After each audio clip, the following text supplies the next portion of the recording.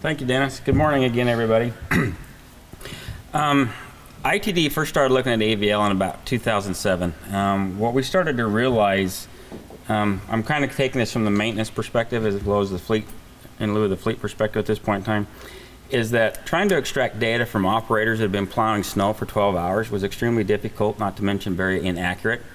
So when you started looking at our maintenance management system, which is basically geared to try to understand where we're spending our resources or how we're spending our resources on the highway and how much money it's costing us, the quality of the data was very suspect, to the point that even though we had the system, you could not make any sound business decisions based on what the data was in there because it was so complex. So we recognized the fact that we had to have a better data source in which to really understand the efforts associated with roadway maintenance. In our particular situation and where we're at with AVL and mobile data collection right now, it's only basically applicable to our winter operations. As I've kind of said earlier, if you think about ITD in regards to our operations, we spend roughly 66% of our operational dollars fighting winter and addressing winter operations. So it is a key component to us. It's that low-hanging fruit in which we know we can find process improvement. So when we started looking at AVL, we really wanted to understand what we were doing from a winter aspect and how we could get better data. So that started about 2007. We did various pilot types of systems trying to understand what the data could do for us, and we quickly learned from one of our pilot systems that by understanding true data of what operators were doing, even though they would tell you one thing, when you looked at the data, it showed a totally different story. There was an opportunity to improve our processes, and by improving processes, provide a better product to the public, and to reduce our overall costs. In one of our pilot areas, in one shed, we found the opportunity that by understanding the data, working with our operators, we had the potential to save 40% of the material we were putting out on a road. You're all very familiar with what salt costs.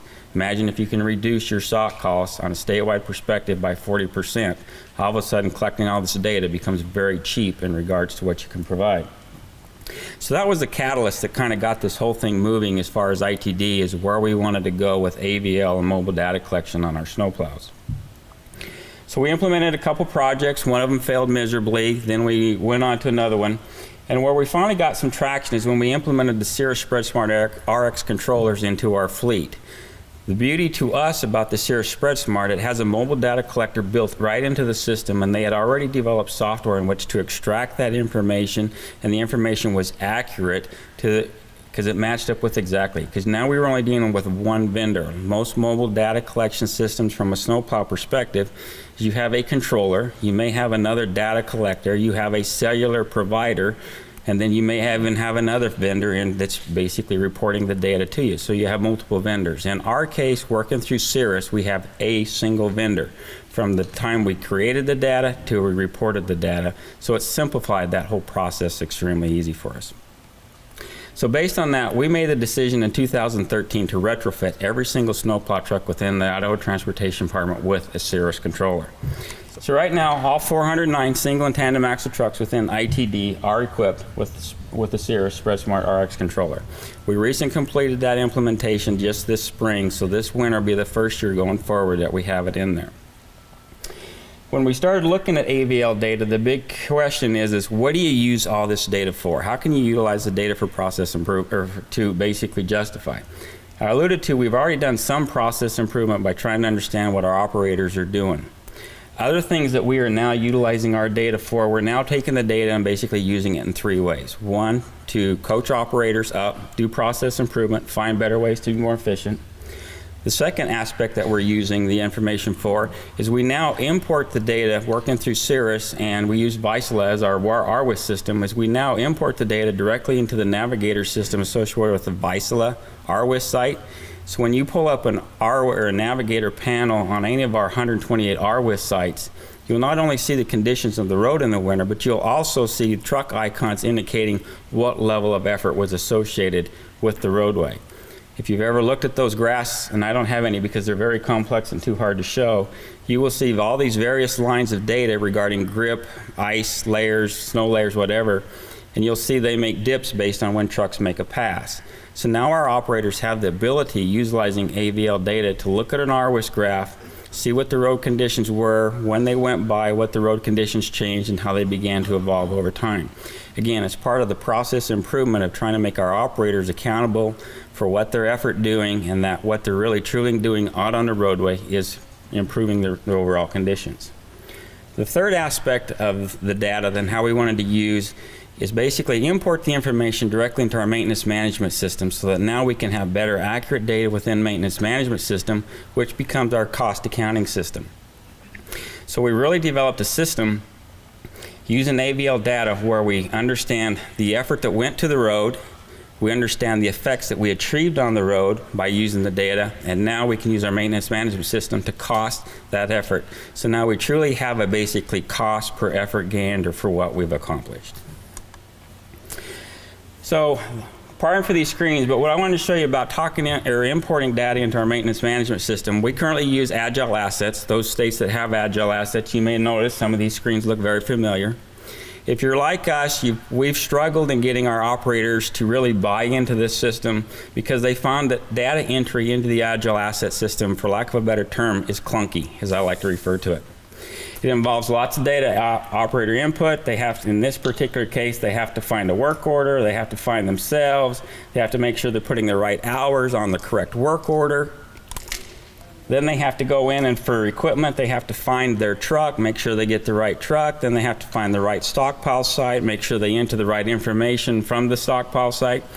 So basically, in order to complete just this portion, the operator has to write all this down somewhere in the truck as a memory point at the end of a 12-hour shift, if they even care after a 12-hour shift. Lastly, they have to go into and then collect a route, a location as to where they were. I think you're all familiar, at least in our case in Idaho, no operator is on a single route in a snowstorm.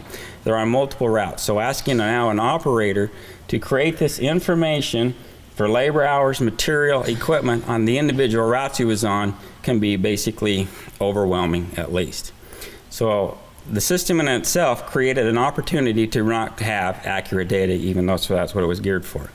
So we saw an opportunity that when we started looking at AVL data, it included all of this information right in the data stream.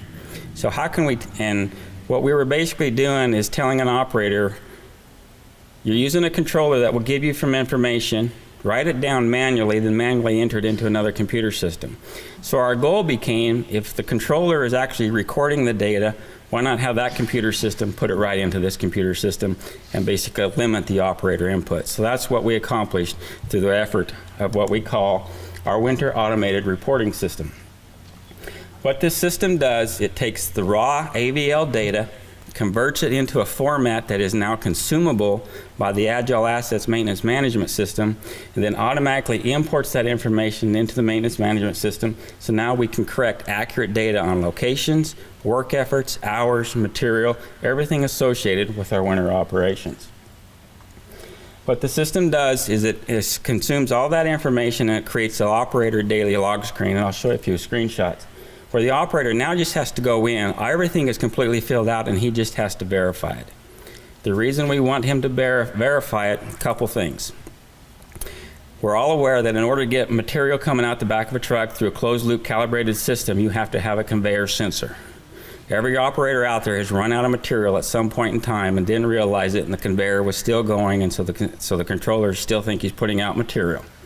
So therefore, this gives the opportunity to say, oops, I messed up. I didn't put out 20 tons. I only put out 10 tons before, because I forgot to shut the spreader off like that. So we're still asking the operator to be accountable, but now they only have to be accountable for those glaring errors, not basically accountable for the details. Then this winter automated auto creates work orders. This is one of the unique things that we were able to develop with Agile Assets. Historically, Agile Assets requires that you manually create a work order. Through this process and what we've developed, this system, when it imports the data to the Agile Assets Maintenance Management System, it auto-creates all the work orders, all the Daycards, all the data automatically. All the operator has to do is view the data, hit submit, and he's done, and he can go home. So it's been a big win from that perspective. To give you an idea, our operators at the end of a shift were taking anywhere from 30 to 60 minutes to import data. This, they can do it in less than 5. So that alone, when you start thinking about the return on investment associated with this, we have 579 operators. If they're all working every single day in a windstorm or in a storm, we roughly saved 250 to 500 man hours per day. In order to make the system work, the Agile Asset System requires that you use an activity. You create a work order around an activity type. As we started looking at the data and all the sensors you collect through mobile data collection using an automated spreader closed loop system, we were able to basically use sensor values to derive all 6 of our winter maintenance activities. An example would be for 331, it's plowing and applying abrasives. Within the Cirus controller, the operator has to select his material type. We've identified all the material types that include a granular, or let me call it an abrasive, a sand perspective, or if they're using a straight salt granular. So based on that data field, the system now knows, well, if you were using what we call a 1-to-1 salt to sand ratio, that includes an abrasive, so therefore that's a 331 activity when you're doing anything. Okay, that activity also includes plowing. So if they have that material in the truck, they're not spreading, but they're plowing, because now we have plow position sensors, we can derive the activities. Same through all the other ones. 332 is basically when we're trying to de-ice after a storm or during a storm. 336 is an chemical icing prior to.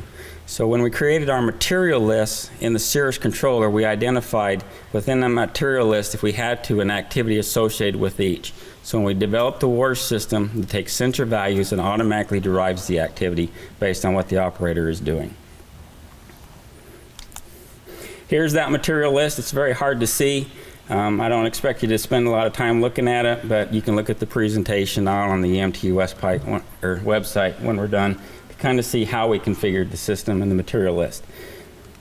One thing we learned from Iowa is when you start doing mobile data collection and snowplow operations, you have to have consistency statewide. That was one of the reasons we went to a statewide implementation for Cirus controllers. That is also why we have a statewide material spreadsheet. This is locked in and it's basically uploaded to each spreader controller automatically. So districts cannot pick their individual material types.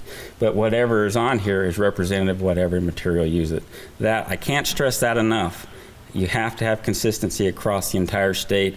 If you don't, you cannot draw any type of conclusions based on the data that you're generating. So here's our WARS system. Again, hard to see, forgive me for that, but this is basically when an operator logs into the system, it knows who he is, it knows what trucks he is, and it brings up this information for him to review right at the end of the day. Each of these lines basically represents an activity based on a specific route, so now we're getting the activities broke down by the individual routes. If the operator wants to, he can drill down into this material screen, excuse me, further below, he can also get a map that shows where he was on that day. Each of these black points represents a data point that was generated from the Cirus controller, and he can look up specific data. So our managers are also utilizing this information to see what was going on, where we're applying at curves, where we're using blast at curves. Again, back to process improvement and understand what our people are doing at certain sections on the road. If the operator wants, he can take that last screen, he can explode it, and now this screen basically gives him his equipment, hours, miles, the various materials he was using for the individual routes and the activities. So what is we've basically done now, when you think about our system, is historically a guy would maybe have at the end of the day 2 work orders, 2 different activities, 2 different routes. We're now finding that through AVL, automated collection of what we're doing, we're generating anywhere up to 100 work orders per day per operator during a 10-hour storm. But each work order is very granular, it's very specific, and so now we have better reporting within our system of what the information is regarding to the individual roads that we're on. Then we're in the process of developing reporting around this system right now, just because the reporting screen. So as we're moving forward for, again, process improvement, we've now developed these screens in which we can now report that massive amount of data out. Question came up to me several months ago is, what are you doing with all the data? We're basically taking baby steps, trying to figure out how we can use it for process improvement, make things more streamlined, and it'll be a continuous improvement as we move forward throughout time. So lastly, Idaho is famous for potatoes. That's the biggest one I've ever seen. That truck really does drive around the country, so you may see it in your state somewhere. And those are a couple scenes from Idaho, so we'll look forward to your questions after we're done.